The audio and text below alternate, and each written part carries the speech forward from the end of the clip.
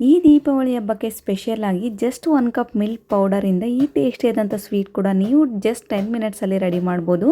ಮೊದಲಿಗೆ ಬಂದುಬಿಟ್ಟು ಒಂದು ಬೌಲ್ಗೆ ನಾನು ಕಾಯಿಸಿ ಆರಿಸಿರುವಂತಹ ಹಾಲನ್ನ ತೊಗೊಂಡಿದ್ದೀನಿ. ನೆಕ್ಸ್ಟು 1/4 ಕಪ್ ಅಷ್ಟು ಶುಗರ್ನ ತೊಗೊಂಡಿದ್ದೀನಿ.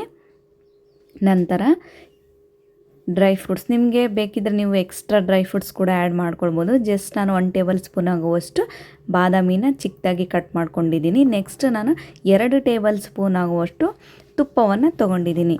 ನಂತರ ನಾನಿಲ್ಲಿ 1 ಕಪ್ ಆಗುವಷ್ಟು ಫ್ರೆಶ್ ಹಾಲಿನ ಪೌಡರನ್ನು ತೊಗೊಂಡಿದ್ದೀನಿ. ಹಾಲಿನ ಪೌಡರನ್ನು ಹಾಕಿ ಚೆನ್ನಾಗಿ ಗಂಟಿಲ್ಲದಂತೆ ಈ ರೀತಿಯಾಗಿ ಮಿಕ್ಸ್ ಮಾಡ್ಕೊಳ್ಬೇಕು.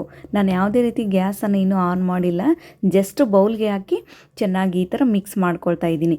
ಗಂಟಿಲ್ಲದಂತೆ ಚೆನ್ನಾಗಿ ಒಂದು 5ರಿಂದ 6 ನಿಮಿಷ ಈ ಥರ ಮಿಕ್ಸ್ ಮಾಡಿದರೆ ತುಂಬ ಸ್ಮೂತಿಯಾಗಿ ನಮಗೆ ಬ್ಯಾಟರ್ ಕೂಡ ರೆಡಿ ಆಗುತ್ತೆ. ನೋಡಿ ಎಷ್ಟು ಸ್ಮೂತಿಯಾಗಿ ರೆಡಿಯಾಗಿದೆ ಅಂತ.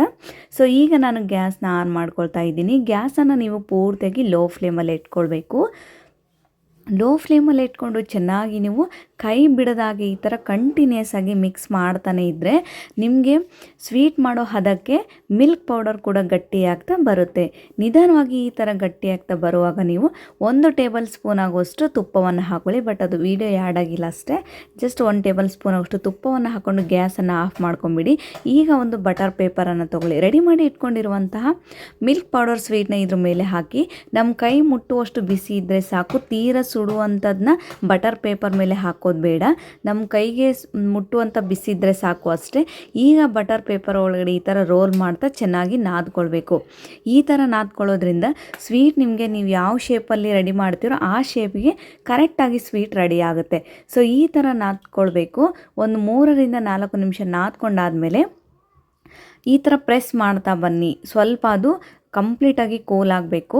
ಈ ಥರ ಪ್ರೆಸ್ ಮಾಡಿದರೆ ಬೇಗ ಕೂಡ ಕೂಲ್ ಆಗುತ್ತೆ. ಸೊ ನೀವು ಕೂಡ ಕ್ವಿಕ್ ಆ್ಯಂಡ್ ಈಸಿಯಾಗಿ ಮನೇಲಿ ಮಾಡ್ಬೋದು. ಜಸ್ಟ್ ಮಕ್ಕಳಿಗೆ ಈವ್ನಿಂಗ್ ಟೈಮಲ್ಲಿ ಸ್ನ್ಯಾಕ್ಸ್ ಕೂಡ ರೆಡಿ ಮಾಡ್ಕೊಳ್ಬೋದು. ತುಂಬಾ ಈಸಿಯಾಗಿ ಮಾಡುವಂಥ ಸ್ವೀಟ್ ಕೂಡ ಇದು. ಈಗ ನಾನು ಒಂದು ಪ್ಲೇಟ್ಗೆ ಟ್ರಾನ್ಸ್ಫರ್ ಮಾಡ್ಕೊಂಡಿದ್ದೀನಿ.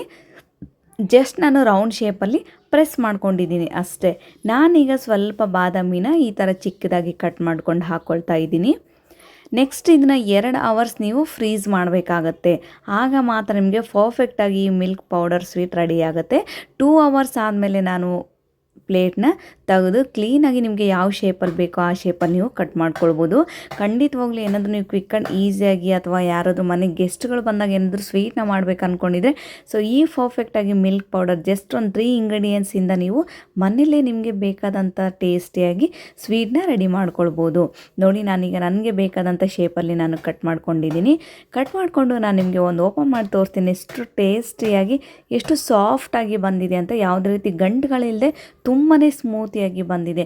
ಸೊ ಈ ವಿಡಿಯೋ ಏನಾದರೂ ನಿಮಗೆ ಇಷ್ಟ ಆಗಿದೆ ಖಂಡಿತವಾಗ್ಲೂ ನನ್ನ ಚಾನಲ್ಗೆ ಲೈಕ್ ಮಾಡಿ, ಶೇರ್ ಮಾಡಿ ಹಾಗೂ ಸಬ್ಸ್ಕ್ರೈಬ್ ಮಾಡಿ. Thank you.